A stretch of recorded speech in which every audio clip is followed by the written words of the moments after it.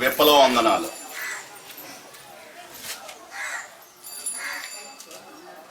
Nagarjuna Sagar project బహుళార్థక సాధక project ప్రారంభమై ఇప్పటికి 48 సంవత్సరాలు అయింది. ప్రపంచంలోనే రాతితో నిర్మించిన అతి పెద్ద ప్రాజెక్టు నాగార్జున సాగర్ ప్రాజెక్టు. ఈ నాగార్జున సాగర్ ప్రాజెక్టు ఎగువనున్న కొంతమంది రాజకీయ నాయకుల స్వార్థపూరితమైన నిర్ణయాల వల్ల ఈ రోజున సాగర్లో కొంత గంగమ్మ తల్లి తగ్గినా, వర్షాభావం వలన, అనావృష్టి పరిస్థితి వలన ప్రాజెక్టులో నీరు తగ్గినా, ఇక ఆంధ్రప్రదేశ్ ప్రభుత్వం, తెలంగాణ ప్రభుత్వం నాయకులు జల జగడాలతో కాలక్షేపం చేస్తూ ప్రాజెక్టులో పేర్కొన్న ఆ మట్టిని, పూడికను తొలగించకపోవడం వలన దాని శక్తి కొంత తగ్గినా నాగార్జున సాగర్ ప్రాజెక్టు వన్య మాత్రం ఏమాత్రం తగ్గలేదు.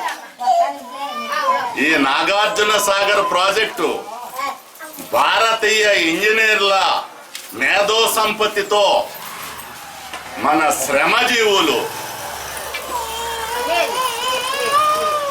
రక్తం చిందించి, కండలు కరిగించి, రాతితో ఈ ప్రాజెక్టు నిర్మించారు. మన ఇంజనీర్ల యొక్క కృషి ప్రపంచం అంతా కూడా ప్రశంసించింది. ఇది ఒక ఆధునిక దేవాలయంగా మేధావులు పొగిడారు. అటువంటి ప్రాజెక్టు నిర్మించిన మన భారత ఇంజనీర్లకు మొత్తం ప్రపంచం అంతా కూడా ప్రశంసలతో ముంచింది. కానీ ఈ రోజున మన బాబు గారికి మాత్రం భారత ఇంజనీర్లు సరిపడలేదు. మన ముఖ్యపట్నం నిర్మాణంలో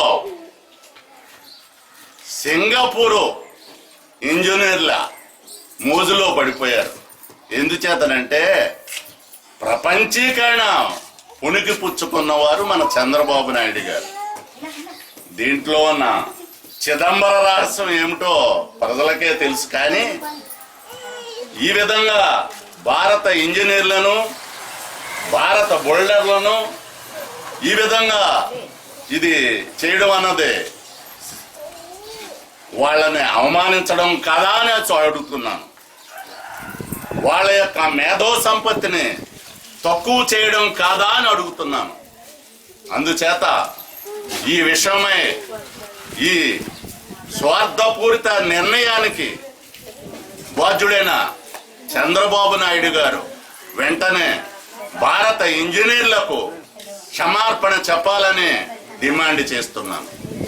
ప్రజలందరికీ విప్లవ వందనాలతో మీరంతా పోరాటాల్లో పాల్గొమని మరొక్కసారి కోరుతున్నాను.